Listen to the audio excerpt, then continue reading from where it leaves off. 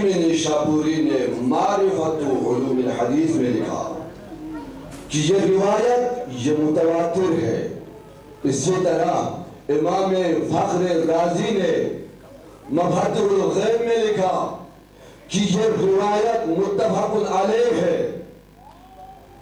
اسی طرح نظام الدین نیشابوری نے غرائب القرآن نے لکھا کہ یہ روایت متفق علیہ ہے اور پیغمبر انفسانے کی جگہ پر علی کو لے گئے. اس پر تمام مفسرین اور محدثین کا اجماع ہے.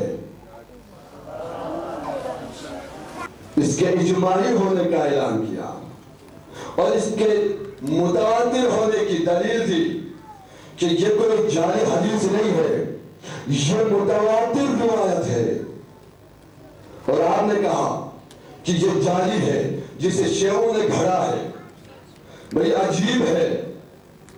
اور یہ وہ روایت ہے کہ تنہا وہ روایت ہے کہ 37 راویوں نے اسے بیان کیا.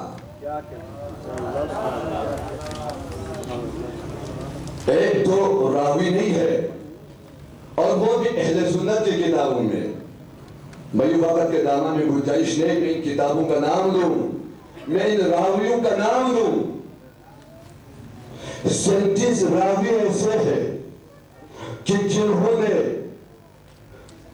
اس مراحلہ کی تاریخ کو اپنی کتابوں میں نقل کیا کہ جن راویوں میں اگر آپ اہل بیت میں سے دیکھیں تو امام علی نے روایت نقل کی, اور یہاں پر امام علی نے خود روز شورا آئے مباہلہ سے علی نے استشہاد کیا, احتجاج کیا کہ یہ آئے مباہلہ میرے لیے ہے, میں ہی خلافت کا سزاوار ہوں, میں ہی خلافت کا مستحق ہوں. اور اسی طرح اس آیت سے احتجاج کیا, اور اس آیت سے احتجاج کیا کس نے؟ مغیرۃ بن شعبہ نے, جسے امام احمد نے المسند میں لکھا کہ ایک مرتبہ امیر شام کے دربار میں مغیرۃ بن شعبہ چلا جاتا ہے تو امیر شام اسے یہ حکم دیتا ہے کہ تم اب علی پر سب و شتم کرو. معاذ اللہ, جب اس نے یہ حکم دیا تو ایک مرتبہ مغیرۃ بن شعبہ نے کہا کہ ارے تم مجھے کس چیز کا حکم دے رہا ہے؟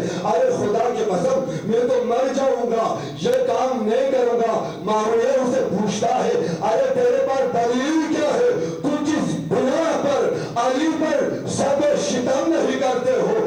یہ مغیرۃ بن شعبہ بھی یہ دشمن اہل بیت ہے, لیکن آپ دیکھیں فضائل اہل بیت وہ جو دشمنوں کے منہ سے نکلے تو مغیرۃ بن شعبہ امیر شام کے مقابلے میں کھڑا ہوتا ہے. کھڑا ہو کر امیر شام سے وہ خطاب کر کے کہتا ہے ارے میں علی پر سب و شتم اس لیے نہیں کرتا, مباہلہ کے میدان